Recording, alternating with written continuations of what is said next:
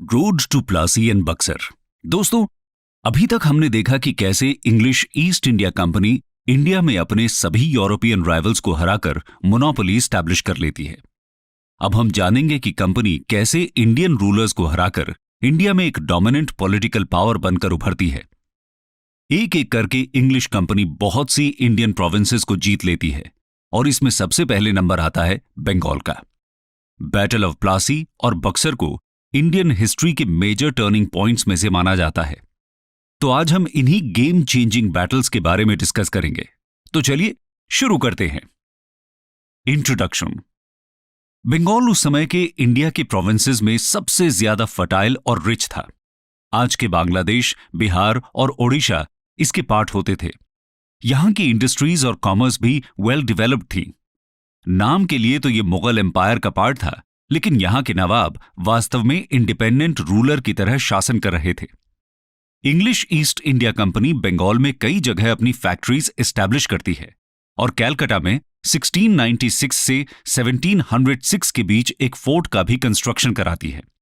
इस फोर्ट का नाम इंग्लैंड के किंग विलियम III के ऑनर में फोर्ट विलियम रखा जाता है। बंगाल में कंपनी के ट्रेडिंग इंटरेस्ट्स को सेफ और सिक्योर रखने के लिए इस फोर्ट का कंस्ट्रक्शन कराया गया था। मतलब ये डिफेंस के पर्पस के लिए बनवाया गया था। बंगाल से कंपनी का काफी प्रॉफिटेबल ट्रेड होता था, जिसमें कॉटन और silk textiles major trade item थे। 1717 में मुगल एम्परर फारूक सियार अपने फरमान के द्वारा कंपनी को बंगाल में ड्यूटी फ्री ट्रेड करने की परमिशन भी दे देते हैं। हम कह सकते हैं कि बंगाल में कंपनी के काफी स्ट्रॉन्ग ट्रेडिंग इंटरेस्ट्स थे।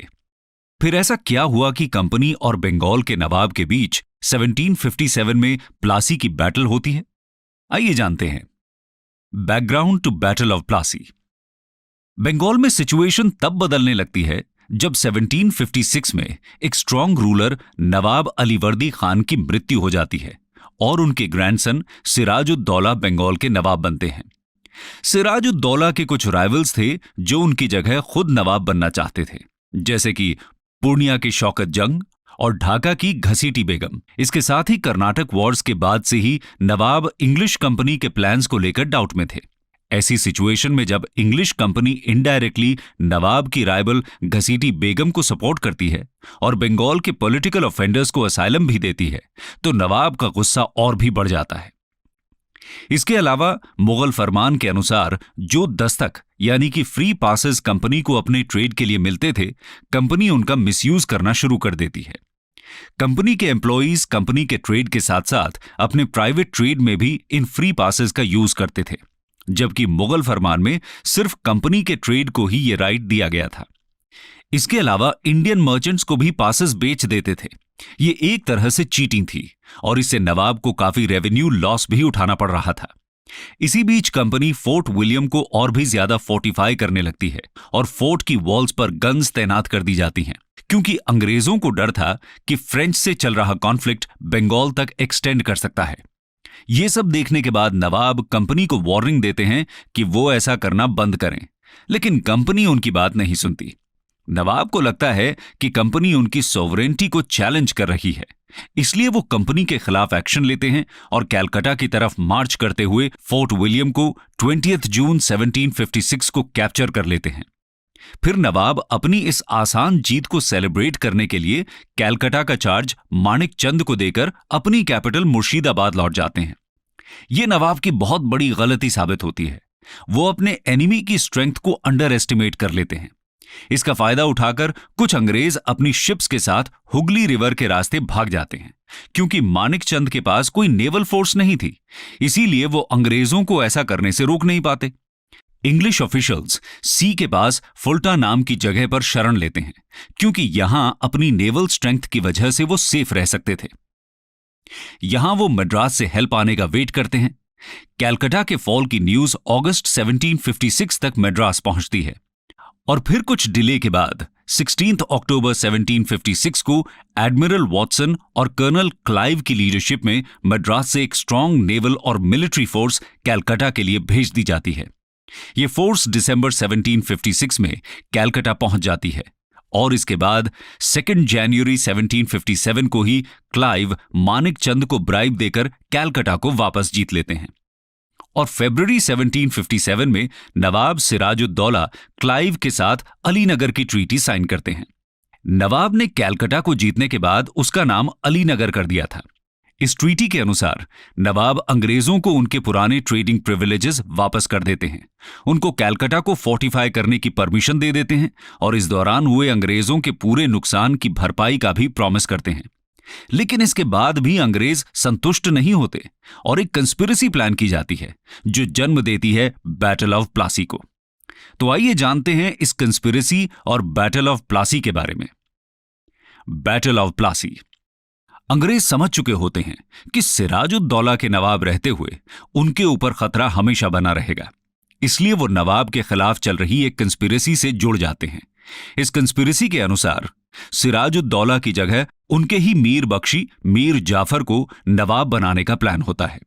मीर जाफर के अलावा इसमें शामिल होते हैं मानिक चंद, जो कैलकटा के ऑफिसर इंचार्ज होते हैं, अमीचंद, जो एक रिच मर्चेंट थे, जगत सेठ, जो बंगाल के सबसे बड़े बैंकर थे, और खादिम खान, जो नवाब की आर्मी में कमांडर थे।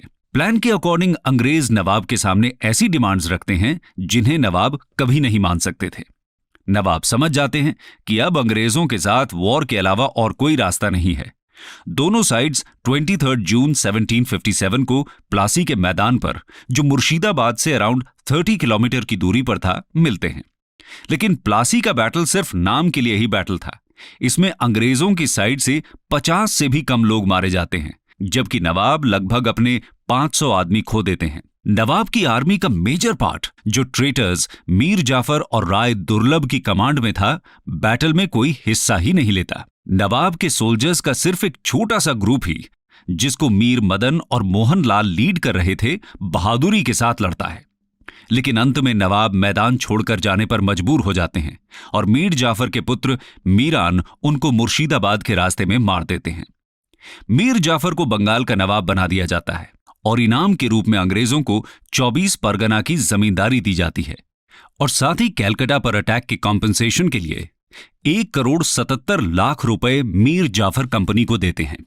इसके अलावा बहुत से गिफ्ट्स और ब्राइब कंपनी के ऑफिशियल्स को भी दिए जाते हैं, जैसे कि क्लाइव को अराउंड 2 मिलियन से भी ज्यादा का इनाम मिलता है।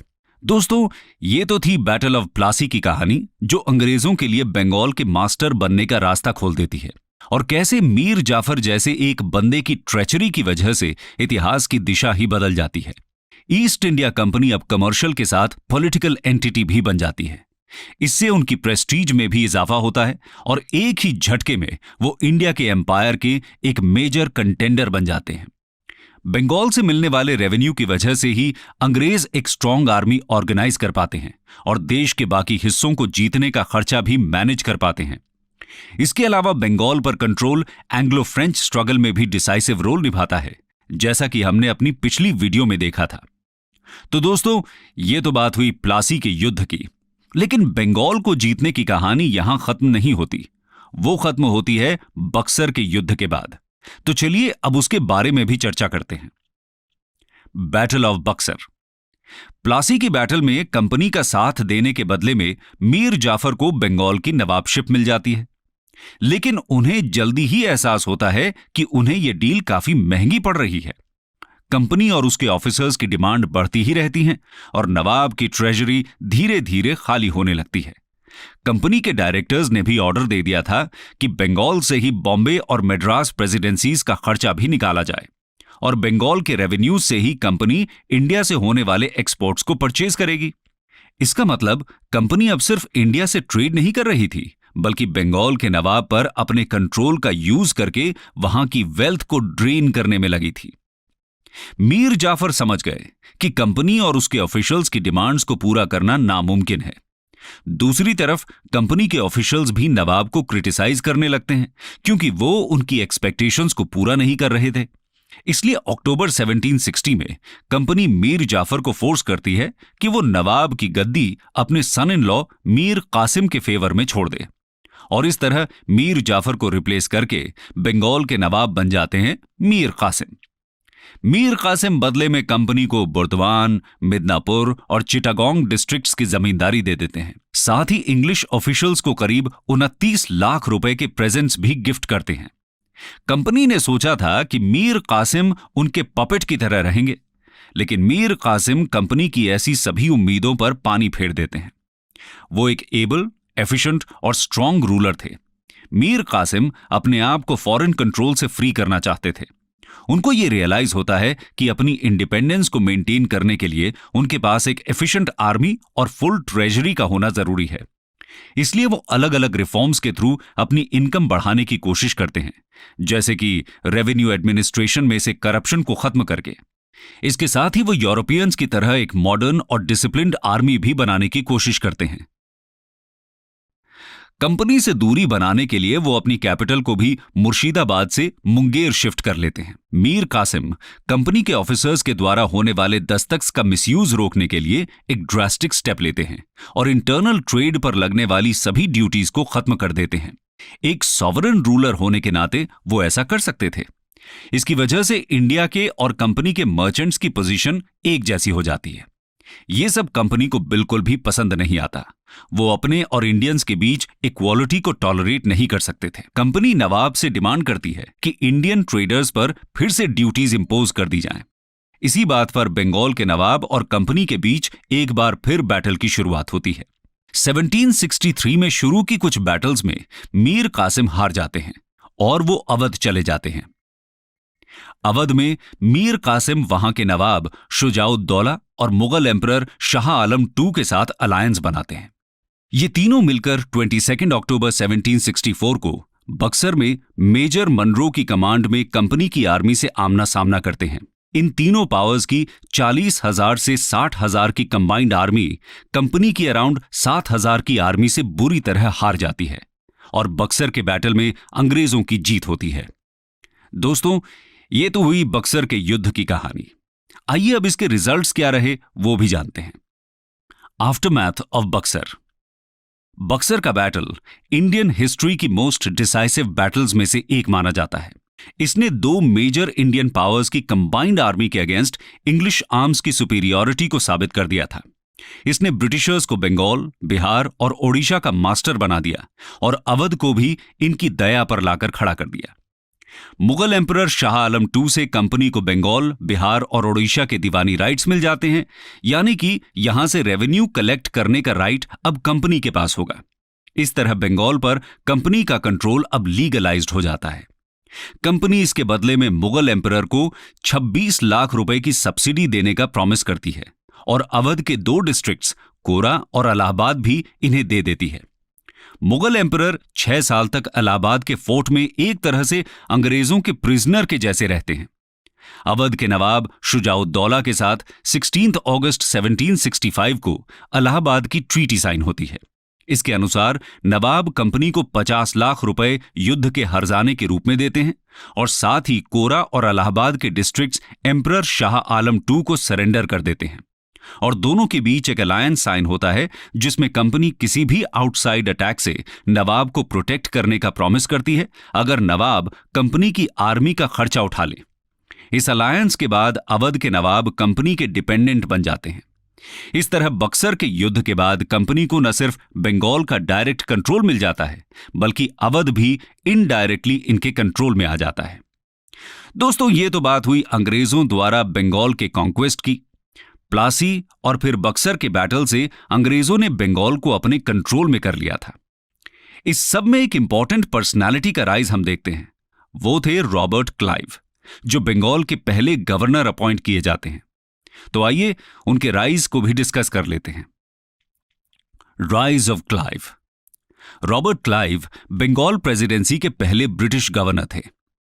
क्लाइव का करियर कंपनी के एक ऑर्डिनरी एम्प्लॉय के रूप में शुरू होता है और कंपनी की सबसे इंपॉर्टेंट प्रेसिडेंसी के गवर्नर बनने तक चलता है।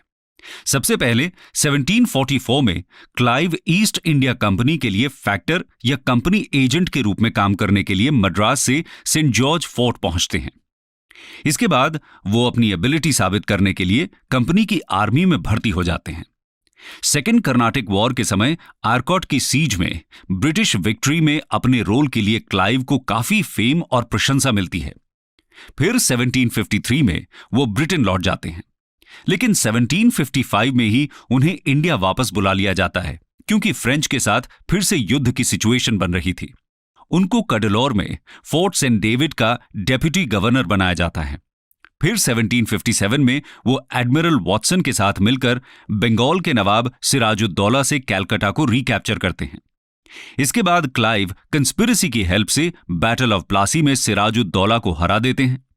क्लाइव बंगाल में कुछ फ्रेंच पोर्ट्स को भी कैप्चर कर लेते हैं। इन अचीवमेंट्स के लिए उन्हें Lord Clive baron of Plassey का टाइटल दिया जाता है।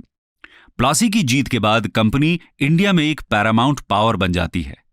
बंगाल उनका हो जाता है, जिससे कंपनी के फॉर्चून में बहुत बड़ा इजाफा होता है। 1760 में क्लाइव फिर से इंग्लैंड लौट जाते हैं। इसके बाद 1765 में वो बंगाल के गवर्नर और कमांडर इन चीफ के रूप में इंडिया वापस आते हैं। क्लाइव ही बक्सर की बैटल के बाद होने वाले इलाहाबाद की ट्रीटी को नेगोशिएट और साइन करते हैं। क्लाइव समझदारी दिखाते हुए अवध को एनेक्स नहीं करते, क्योंकि वो अवध को ब्रिटिश और मराठास के बीच बफर की तरह यूज करना चाहते थे। इसके साथ ही बंगाल में Clive system of dual government introduce करते हैं। इस सिस्टम के अनुसार बंगाल में दीवानी राइट तो कंपनी के पास रहते हैं, लेकिन निजामत यानी कि एडमिनिस्ट्रेशन देखने के राइट्स नवाब के पास ही रहते हैं। इसका मतलब था कंपनी के पास पावर तो पूरी रहेगी, लेकिन रिस्पॉन्सिबिलिटी कुछ भी नहीं। क्लाइव 1767 तक बंगाल के गवर्नर रहते हैं। हम कह सकते हैं कि इंडिया में कंपनी का एम्पायर एस्टैब्लिश करने में क्लाइव का काफी इंपॉर्टेंट रोल था। कंक्लूजन। दोस्तों, यह थी अंग्रेजों द्वारा बंगाल के कॉन्क्वेस्ट की पूरी हिस्ट्री। जहां एक तरफ प्लासी का बैटल इंग्लैंड के लिए बंगाल का दरवाजा खोलता है, वहीं बक्सर कंपनी की राजनैतिक महत्वाकांक्षाओं पर एक मोहर लगा देता है। इसके साथ ही हमने क्लाइव की स्टोरी को भी समझा, जो बंगाल के पहले ब्रिटिश गवर्नर बनते हैं। अब आगे आने वाली वीडियोस में हम देखेंगे कि इंग्लिश ईस्ट इंडिया कंपनी कैसे बंगाल के बाद इंडिया के बाकी पार्ट्स पर भी एक एक करके अपना कंट्रोल एस्टैब्लिश करती है।